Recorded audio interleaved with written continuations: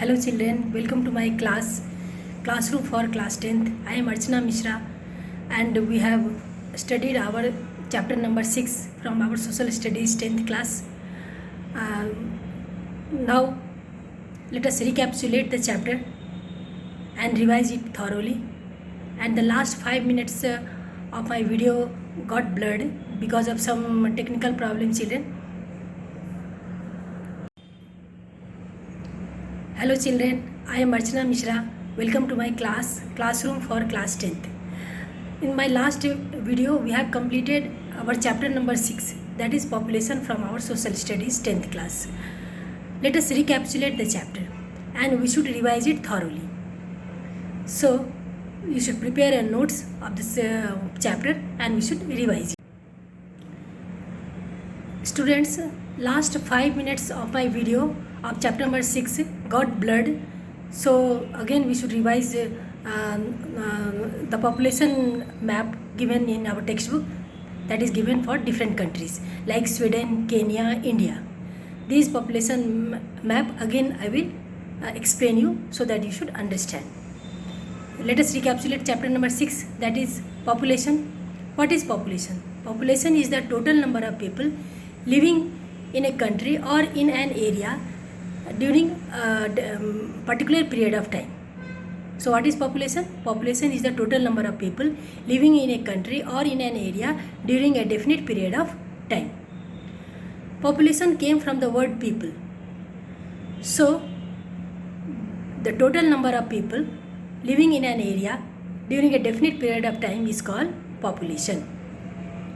Population means that all the people of a country should progress. Now what do you mean by development, children? Development means progress. Progress for all the people of a country. It should not be biased on the basis of gender or wealth or economic status or caste or religion. Now people have different occupations and different income in a particular area. Depending on their income and their family size, their standard of living race. Now what is census?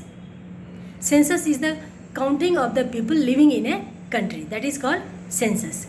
Census is done by the Registrar General and Census Commissioner of India under the Ministry of Home Affairs, Government of India. So what is census, children? Census is the counting of total number of people or population of a country after every 10 years. It is done by the Registrar General and Census Commissioner of India under the Ministry of Home Affairs. Now, one thing is very important. If there is a population growth, people will suffer from lack of job, food and other resources, because all the people should have share in the natural resources. If the population is growing, people will have to suffer. 90% of the population in India work under unorganized sector. Now, once in 10 years, information is collected about all people living in India. Information means what is the total number of people living in India, what occupation they do, means how many working people are there, how many children are there, how many old people are there. All these informations are gathered when the census is done. The information gives the age of the people, their occupation and their education and their religion. All these details are collected by the census. Census gives us the age structure. Census gives us age structure. What is meant by age structure? Means how many young people are there in our country, how many children are there and how many old people are there.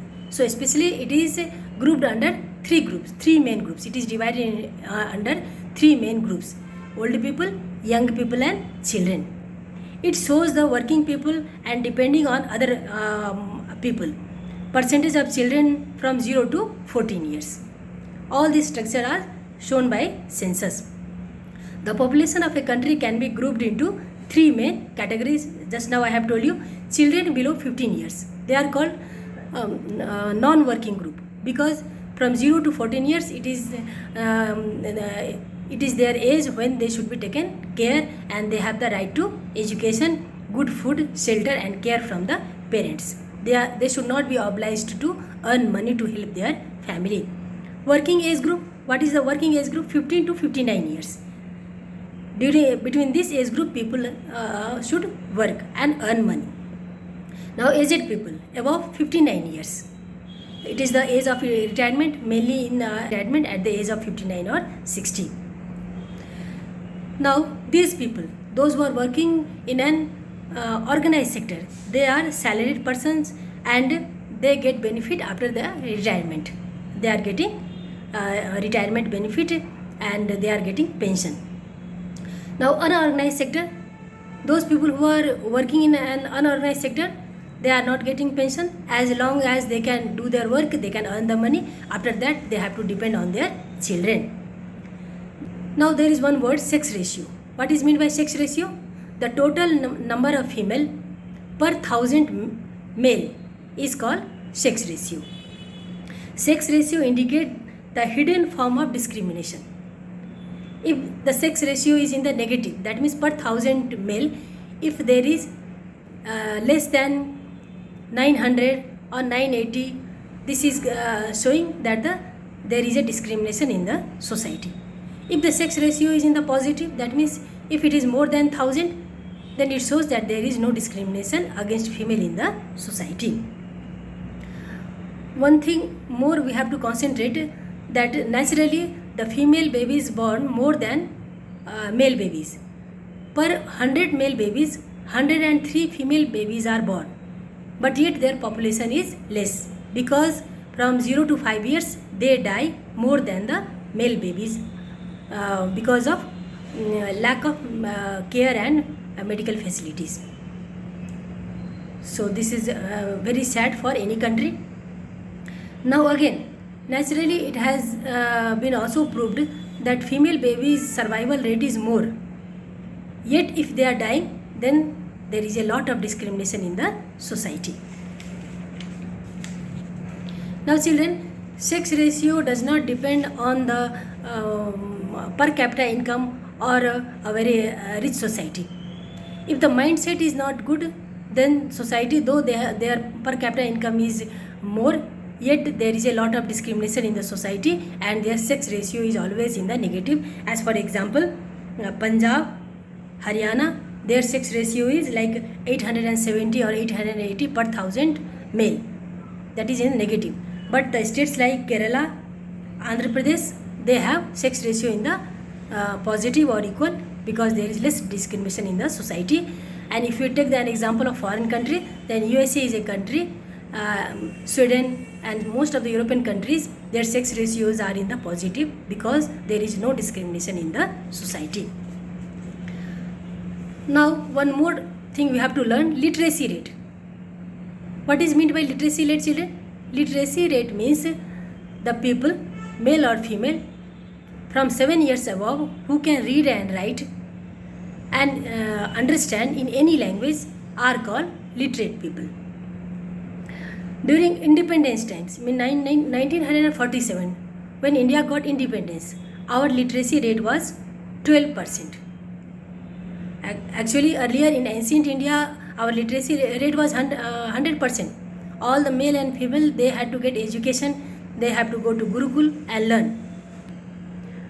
When our country was occupied by the foreigners, then in our society discrimination started and female had to be at home and they were not getting education. So the literacy rate dropped.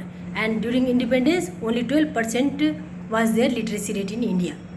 But in 2001, literacy rate increased by 64.84%. And in 2011, literacy rate reached 74.04%. So literacy rate is continuously increasing. That is a very good sign for our country. But one more sad thing, that literacy rate of women is not increasing.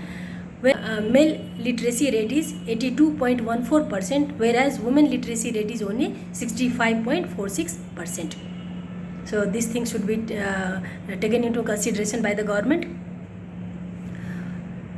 Now census gives us the age structure. In this age structure, we have a working group. Age structure has been divided into 3 groups: old people, young people and children. Young people, they are called working population. That means between 15 years of age to 59 years of age. These age group people are working. Now they are working as cultivators. They are working as an agricultural laborers, because those who are landless, they have to work in the field of the other persons, those who have fields.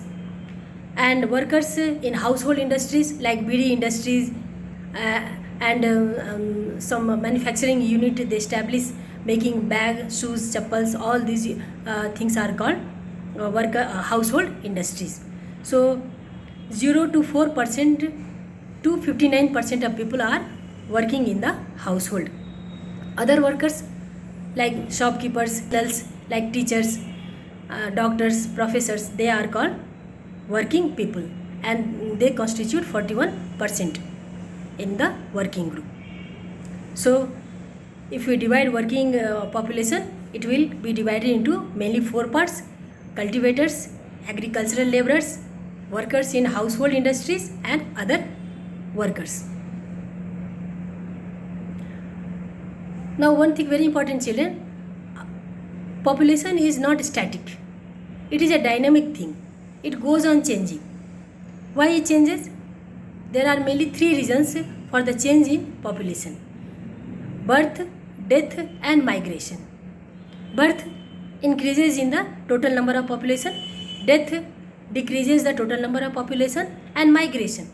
If there is in migration, that is immigrants, it will increase the population.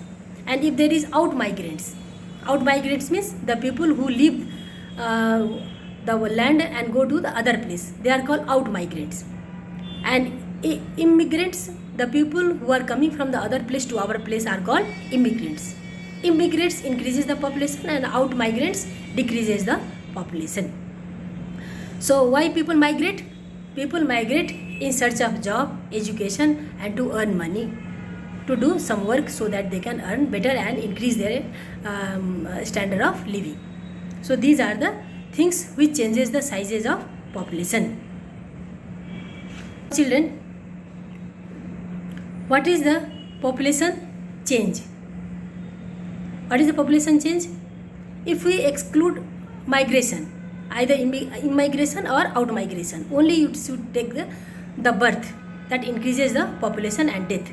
Now birth per 1000 people, suppose it is 29, it is given the data for 2011, per 1000 people, if 29 children are born, and out of 1000 people, if 10 people are dying, then the birth is more than the death, it will increase the population. If we subtract 10 from 29, it will give you 19.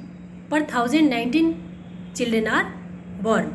If you change into percentage, that means 1.9, almost 2% increase in population in our country every year. What are the causes for the growth of population? Now, if you consider only birth, then there is only 2% increase in the population of our country. But it is not increasing in this way. It is increasing very rapidly. The population of our country is increasing very rapidly. Why? There are some reasons: decline in death rate and increase in birth rate. There is a rapid increase in birth rate because some families still consider that they should have more than 2 or 3 children, and this birth rate increases the population. Nowadays also the children from 0 to 5 years are not dying because of vaccination and some lot of medical innovations. The children are not dying. Another thing, the old people are also surviving more compared to the last centuries due to the medical facilities and good care and food and sanitation. Another, nowadays there is no spread of epidemics like cholera, malaria, and plague, which used to be very frequently in the olden days. So the people are not dying due to all these epidemics. Now there is a better health condition, people's survival rate is more. Inventions of antibiotics and vaccinations, these are also adding in the population growth. Now preference for male child. Some families are still there who prefer for male child, and for this they wait, and in this way 3 or 4 girls are born in a family in the hope of male child. These all contribute to the increase in the population. Now children, I will show you the population graph of some countries which are given in our textbook. See the textbook. 3 maps has been given. One is for Sweden, one is for Kenya, and one is for India. Okay children, now let us see this population map very carefully, and we should explain it. Now the question is given, which country's population is likely to grow? India's population is likely to grow because the number of children is more, and the number of young people is also more. So the population in the future centuries is going to increase. Now which country's population is likely to reduce? Sweden. We can see Sweden, the number of children is less and the number of young people is more compared to number of children. So the population is going to reduce in future. One more question is there children. Compare the gender balance. What can you tell about each country's family and welfare policies? If we see children, now here we can see that Sweden's population is likely to decrease, but the gender balance is very good. Now their sex ratio in the positive, that is 1041. 95 and female is 99. If you change it into a percentage, then we will find that there is 141 female are there per 100 male. That means 1041 females are there out of 1000 male. So there is no gender bias and sex ratio is in the positive. I hope children we have revised this chapter, that population, very well. Now I hope you have liked my video. If you have liked children, please like, subscribe and share my channel. Thank you children. Goodbye. See you in my next video in the next chapter number 7. Thank you.